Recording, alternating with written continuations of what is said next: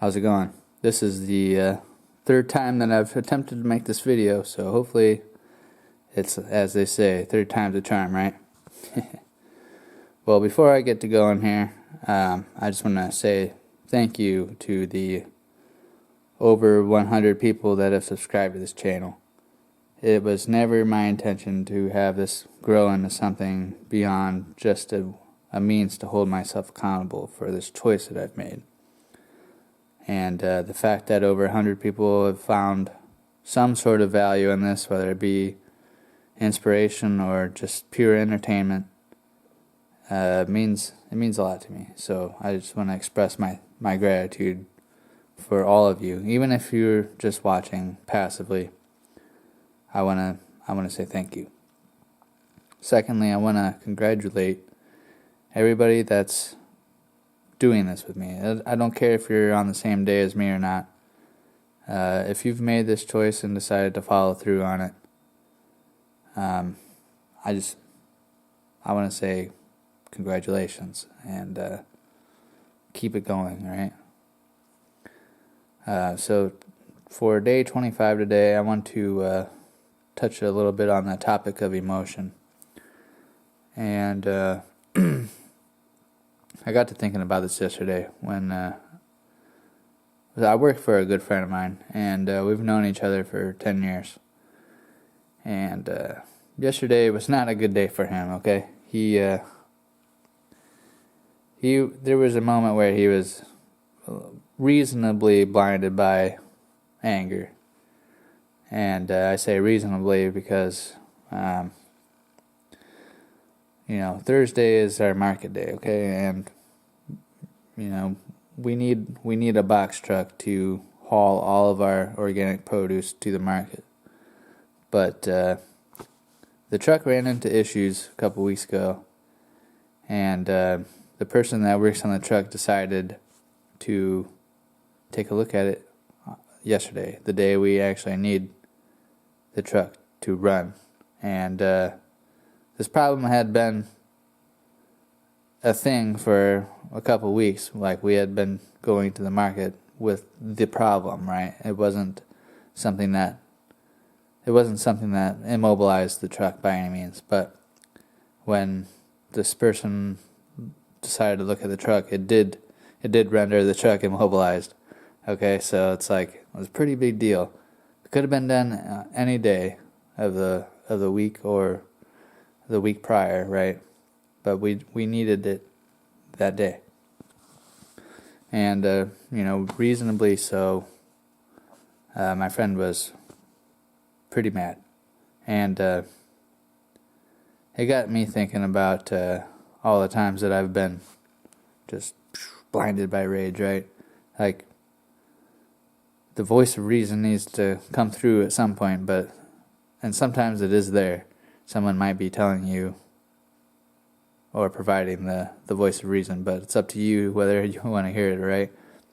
Sometimes it takes a person to just ask the right question and let that angry person just go off on their tangent and vent all of that fume out. Otherwise, they'll just be stomping around, inventing new compound phrases of profanity to express their feelings. And everybody in earshot has to walk on eggshells, right? But it got me thinking about other things too. Like, in my experience, when I've been angry, usually when the dust settles, I'm kind of embarrassed about how I act, right? Or I acted in that moment. And if it's really bad, then I might have to make some apologies. But it got me thinking about some other emotions too, like joy, right? Joy can be just as blinding as rage.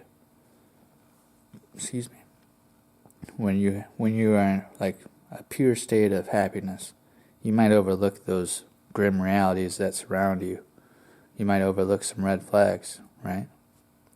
Or if you're horribly depressed, like sometimes I am, or tend to be anyway, sometimes it's hard to see that hope. Or, if you do see it, it's hard to keep it alive, right? Like a flame. It's hard to keep that air going and to stoke the fire. You might be wondering where I'm going with this, and I can't blame you if you are wondering. But it got me also thinking about what is a craving, right? Is a craving a feeling? Because you, or at least the way I understand it, in my own experience, is that it presents a sort of state of suspension where you're in limbo and you feel like you have this need that needs to be met, but you know what needs to be done to meet that need up here, right?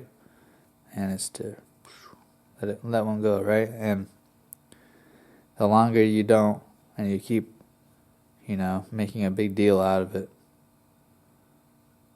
the greater that need seems to be. And then it's like you might be jumping out of your own skin, or maybe you're getting irritable, and you lose the voice of reason, right?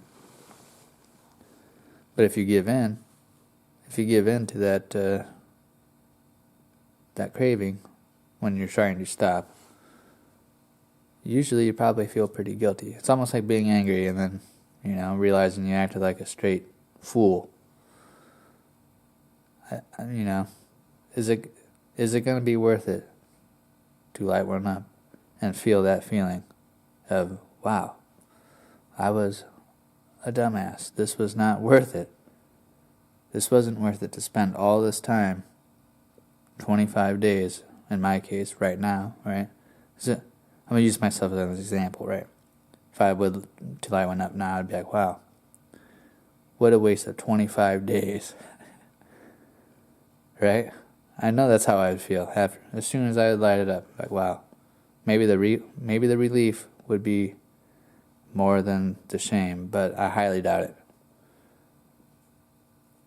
But what's interesting is like, if you sit with the cravings, it's almost just like something that dissolves. You give it some attention, you acknowledge it, you observe it, right? Observe it with a detachment. And then it just kind of goes away, especially if you distract yourself, right? Like, well, I feel like I need to go light one up, but maybe I'll do, insert blank here activity instead. And before you know it, you just forget about it, right? It's kind of strange. What's your own experience been like that? With something like that? I mean, is it something that has like a lot of power over you? Or is it something that you can observe like one of these feelings and be like, okay, this is what's happening right now, but if I just go do something else, I don't have to worry. What is this like for you? That's what I really want to know. So I realize I don't really have a point to make with this video, but they're just more or less observations. And I want to see if they stack up, how they stack up to your own experiences and observations in this journey. So with that, I will sign off, and I will say, keep fighting that good fight, and I'll see you tomorrow. Have a good one.